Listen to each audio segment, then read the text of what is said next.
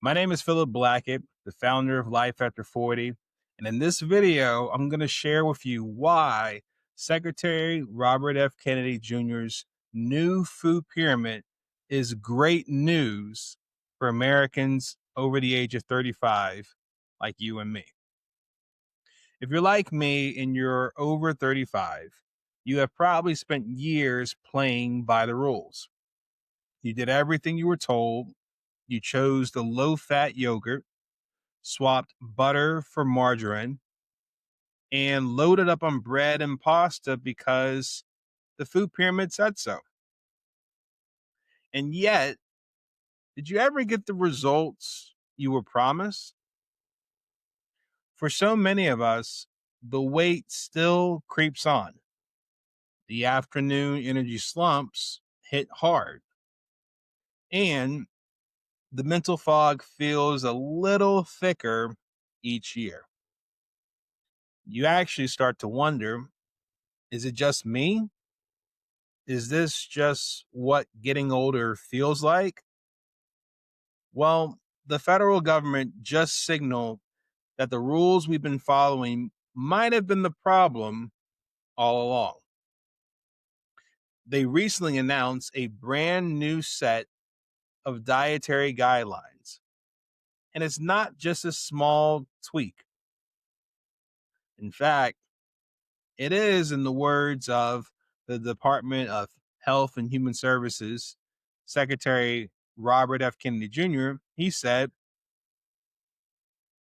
this is essentially the most significant reset of federal nutrition policy in history. Now, this is not just another government document. It's a game changer for every American in midlife. It's a full-throated validation of what many of us have felt for a long time. That the focus should have always been on real food. And in this video, we're going to break down exactly what changed, why this new approach looks so radically different, and most importantly, how this is undeniably great news for your health if you're over the age of 35 years old. Now, before we get to the good news, we have to talk about how we got here in the first place. Let's be honest. When you think about that old food pyramid, the one with the huge base of bread, cereal, and pasta, did it ever really make you feel your best? For decades, that image was burned into our brains. It was on school cafeteria walls, in doctors' offices, and on cereal boxes. It was essentially the gospel of healthy eating. The core message was simple: fat is the enemy, and carbs are your friend. We were told to build our meals on a foundation of 6 to 11 servings of grains. Fat, meanwhile, was banished to the tiny tip of the pyramid to be used sparingly. This launched an entire generation of low fat and fat free products that flooded our grocery stores. We were encouraged to eat processed, low fat cookies and sugar loaded dressings, all while being terrified of a slice of avocado or cooking with actual real butter. For many of us who entered our 30s and our 40s under this regime, the results were confusing and, frankly, demoralizing. Why? Because you followed the rules, but maybe the number on the weight scale didn't budge. Or worse, it kept ticking up. You felt tired all the time. needing that third cup of coffee to get through the day, if not that morning. You might have noticed it became harder to maintain muscle, no matter how much you worked out. This isn't just a feeling, it's a physiological reality. As the body moves past the age of 35, it changes. Our hormones shift, our metabolism naturally begins to slow down, and our ability to handle large amounts of refined carbohydrates plummets. The very advice we were given, load up on carbs, avoid fat, was for many of us in midlife a recipe for metabolic trouble. It created a constant roller coaster of blood sugar spikes and crashes, leading to persistent hunger and a body primed to store fat. Think about the health issues that become top of mind as we get older: type 2 diabetes, heart disease, cognitive decline. Now, consider the old advice: a diet high in refined carbs and low in healthy fats and protein is directly linked to insulin resistance and inflammation, the very precursors to the diseases we fear most. It was a system that, for millions, was not just ineffective, it was actually actively working against our long term health. The government itself has acknowledged the scale of this problem, framing the new guidelines as a response to the nation's crisis of diet related chronic disease. So, why did this old advice hit people over the age of 35 particularly hard? Well, it comes down to something we are all too familiar with: the metabolic slowdown. Starting in our 30s, we begin to gradually lose muscle mass, a condition known as sarcopenia, at a rate of roughly 3 to 8% per decade. Why does that matter? Because muscle is your metabolic engine. The more muscle you have, the more calories your body burns, even at rest. As you lose muscle, your metabolism drops. It is the scientific reason you can eat the same way you did in your 20s and still gain weight in your 40s. Now, connect that back to the old food pyramid. A diet built on refined grains does next to nothing to support muscle. It gives you a quick burst of energy, but it lacks the amino acids from protein that your body desperately needs to repair and build muscle tissue. So, at the exact moment your body is naturally inclined to lose its metabolic engine, the official advice was to fuel it with foods that failed to protect it. But it gets worse. A diet high in refined carbs is a direct assault on our insulin sensitivity. When you eat a bowl of pasta, your body breaks it down into glucose. Your pancreas releases insulin to move that glucose into your cells. Do this over and over for years, and your cells can start to ignore insulin's signal. Your pancreas has to shout even louder, pumping out even more insulin just to get the job done. For someone over 35 years old, this is a 5 alarm fire for your metabolism. High insulin levels are a powerful signal for your body to store fat, especially the dangerous visceral fat around your organs. It also blocks your body from burning stored fat for fuel. You end up in a frustrating cycle.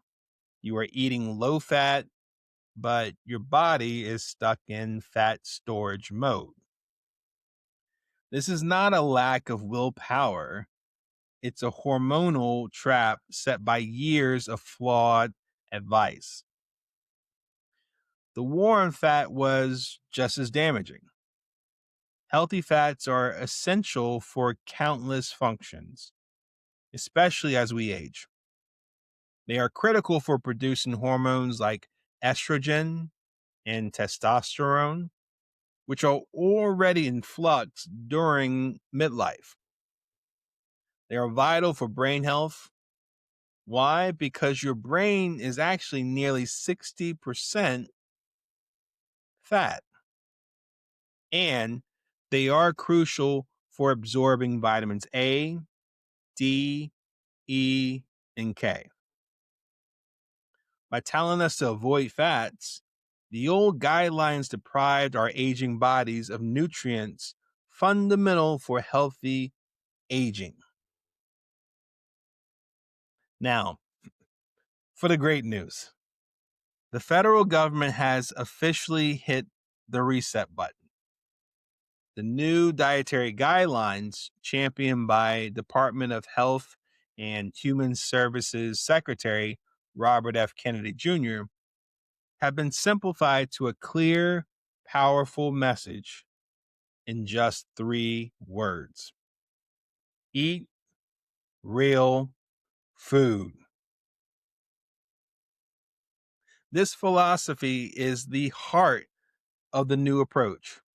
It is a move away from counting every last calorie and a return to focusing on food quality. The new guidelines are a direct response to the crisis of diet related chronic disease, which officials now admit have been fueled by a food system that promoted processed products. To visualize this shift, they have unveiled a new inverted food pyramid that flips the old model on its head, almost literally. At the very top, in the largest section, you no longer find grains.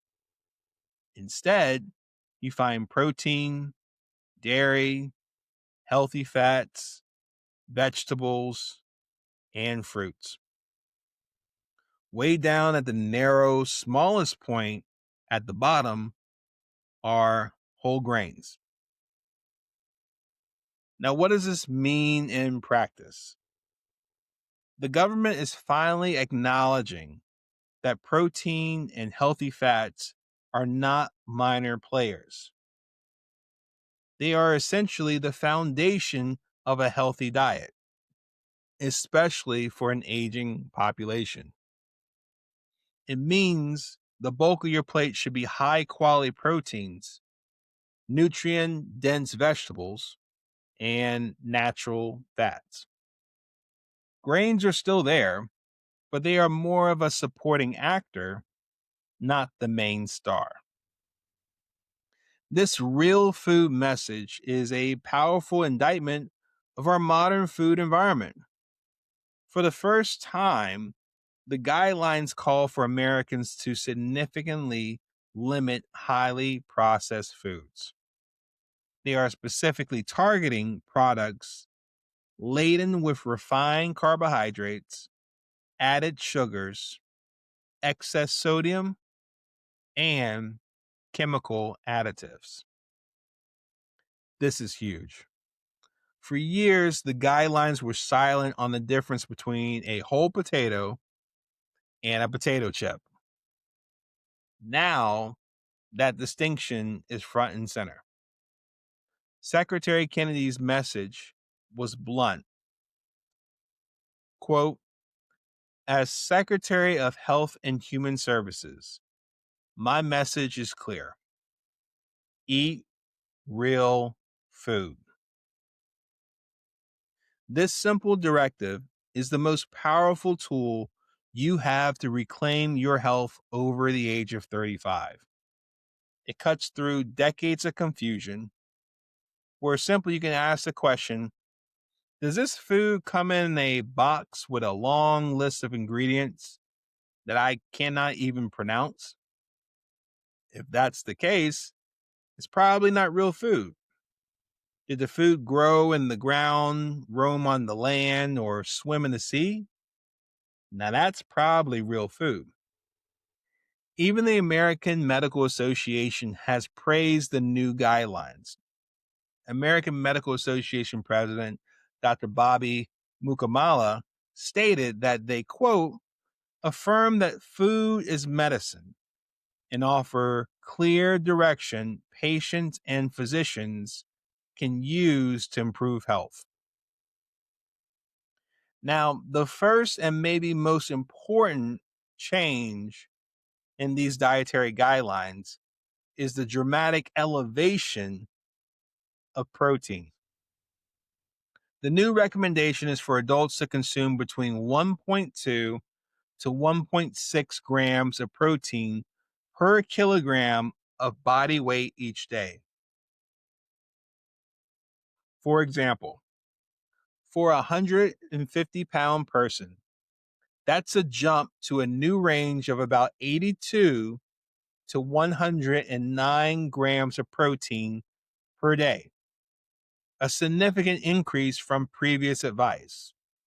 This is a clear signal that protein's importance is finally being recognized.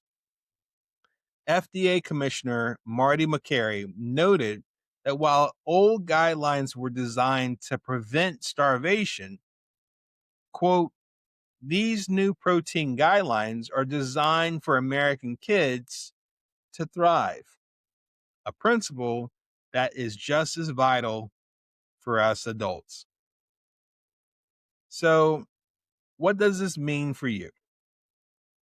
This change is the single most beneficial part of the new guidelines for our age group. Remember that age related muscle loss we talked about before? You see, a higher protein intake is your number one weapon to fight back. Eating enough protein sends a powerful signal to your body to preserve and even build new muscle, which keeps your metabolism humming. But the benefits go way beyond muscle. Let's talk about feeling full. Ever eat a big bowl of cereal and feel hungry an hour later? That's your body burning through simple carbs. In contrast, protein is the most satisfying macronutrient. A breakfast of eggs will keep you feeling full far longer than a simple slice of toast. For anyone struggling with cravings, making protein the star of every meal is a game changer. Plus, a higher protein diet is fantastic for your metabolic health. By replacing some refined carbs with protein, you dramatically reduce the blood sugar roller coaster. This also improves your insulin sensitivity and helps your body switch from fat storage mode to fat burning mode. The new guidelines encourage a variety of proteins from eggs and poultry to red meat and even plant based options, forming the foundation of your meals going forward. The second revolutionary pillar is the official end of the war on healthy fats. You see, for decades, we were taught that fat was the villain. The new message now is a complete reversal. Healthy fats are actually essential.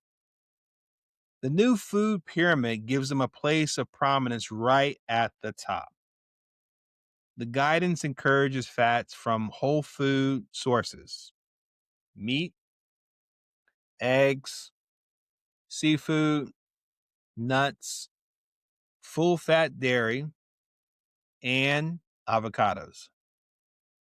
It also recommends natural fats for cooking, like olive oil, butter, and even beef tallow. This is a stunning departure from the push for highly processed vegetable oils. For those of us over 35 years old, this is fantastic news for our hormones, our brain function, and our overall vitality. Now, we have to talk about the elephant in the room: saturated fat. While Secretary Kennedy has been vocal about ending the war on saturated fats, the official guidelines still keep the long-standing recommendation to limit them to just 10% of total daily calories. Now, of course, this has sparked some debate. The American Heart Association remains cautious, warning that too much saturated fat can still pose a risk for heart disease. So, how do you navigate this? Well, the most sensible approach is to focus on the source of the fat. Now, the guidelines are not a green light for unlimited processed bacon and fast food burgers. They are validating whole food sources of fat within a balanced diet. So you can now enjoy that full fat yogurt, have a steak from time to time, and use real butter instead of processed margarine. The key is that these foods should be part of a diet that is also rich in vegetables and fiber, and extremely low in processed junk food and sugar. When you cut out the pizza and cookies that are loaded with both bad fats and sugar, you make more room for nutrient dense whole food sources of fat. The third pillar is a direct, unprecedented attack on arguably the biggest culprits of our modern health crisis: highly processed foods and added sugars. For the first time, U.S. dietary guidelines explicitly call on Americans to, quote, significantly limit and avoid these items. The new guidance calls out, quote, highly processed, packaged, prepared, ready to eat, or other foods that are salty or sweet, as well as sugary drinks like soda. The guidelines go even further, stating that, quote, no amount of added sugars is recommended as part of a healthy diet. That is a clear, unambiguous message. The hyperpalatable, nutrient poor products filling the center aisles of the grocery stores are actually damaging to your health. For Americans over the age of 35, this is critical. As we have discussed before, our insulin sensitivity decreases with age, and ultra processed foods are the primary drivers of the blood sugar spikes that lead oftentimes to weight gain, inflammation, and chronic disease. The American Medical Association specifically praised the new guidelines for, quote, spotlighting the highly processed foods, sugar sweetened beverages, and excess sodium that fuel heart disease, diabetes, obesity, and other chronic illnesses. This new focus simplifies your food choices immensely by encouraging you to shop the perimeter of the store where the real whole foods are. Whole grains are still encouraged, but they have been rightfully demoted from the base of the food pyramid, reflecting a more balanced understanding. An understanding that they should not be the dominant source of our calories. Finally, the guidelines take a more cautious stance on the use of alcohol, replacing specific daily limits with a simpler message. Quote, consume less alcohol for better overall health. So, what's the bottom line here? Well, essentially, it's this. The government has just handed every American over the age of 35 years old a new playbook. A new playbook for health, one that is simpler, more effective, and rooted in common sense. It is an admission that the old low fat, high carb advice was flawed. Now, let's quickly recap the game changing principles in these new dietary guidelines. First, the core message is to eat real food. Focus on quality, not just calories. Second, prioritize protein at every meal to boost your metabolism and control your appetite. Third, embrace healthy fats from whole food sources. Give your brain and your hormones the fuel that they actually need.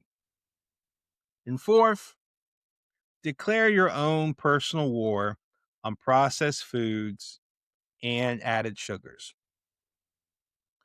For those of us in midlife, these guidelines are a roadmap to taking back control. They offer a clear path away from the metabolic confusion of the past and toward a future of renewed energy and a more resilient body. This new approach is not just great news, it is a validation. It confirms what many of us have suspected for years. A diet centered on real, whole foods is the true foundation of lasting health. This is your chance to now build a stronger, healthier future, one real food meal at a time. If this video resonated with you, hit that like button and subscribe for more content from Life After 40 to help you thrive in the second half of life. I'd love to hear your thoughts in the comments. Do you agree that these guidelines are a good idea or a bad idea? Have you already been eating this way, or is this something new that you'll start doing going forward? Love to hear your thoughts. Love to get this conversation started. Respectfully, we can disagree, but I love to hear what you think. Thanks so much for watching, and I look forward to hearing and seeing you in the next episode.